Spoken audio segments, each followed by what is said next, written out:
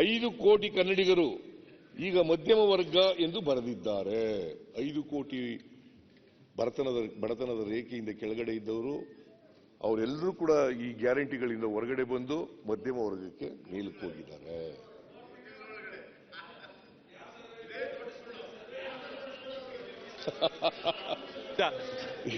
ಇವರಿಗೆ ಸುಳ್ಳು ಹೇಳೋದು ಬಿಟ್ಟರೆ ಬೇರೆ ಏನು ಗೊತ್ತೇ ಇಲ್ಲ.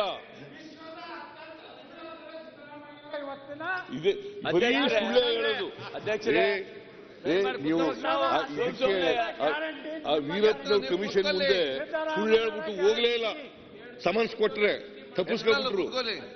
ಪತ್ರಿಕೆಲೆಲ್ಲ ಹೇಳ್ಬಿಟ್ಟು ಹೋಗ್ಲೇ ಇಲ್ಲ. ವೀರಪ್ಪನವ್ರ ಕಮಿಷನ್ ಮುಂದೆ ಇವರಿಗೆ ಸಮನ್ಸ್ ಕೊಟ್ಟಿದ್ರು. ಯಾರು ನಿಮ್ಗೆ ವೀರಪ್ಪ ಕಮಿಷನ್ ಸಮನ್ಸ್ ಕೊಟ್ಟಿರ್ಲಿಲ್ಲ?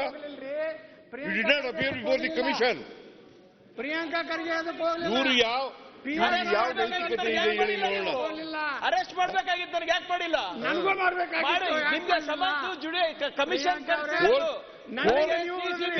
ನೀವು ಕರ್ಸಿರೋದು ಸಮನ್ಸ್ಗೆ ಮರ್ಯಾದೆ ಕೊಡಲಿಲ್ಲ ಇವರು. ನಾವು ಪುನಃ ಎಂಕ್ವೈರಿ ಮಾಡಿದ್ವಿ. ವಾರಂಟ್ ಕಳಿಸ್ಕೊಡ್ತೀವಿ. ಆಮೇಲೆ ವಾರಂಟ್ ಮಾಡ್ತಾರೆ, ಕಳಿಸ್ಕೊಡ್ತಾರೆ.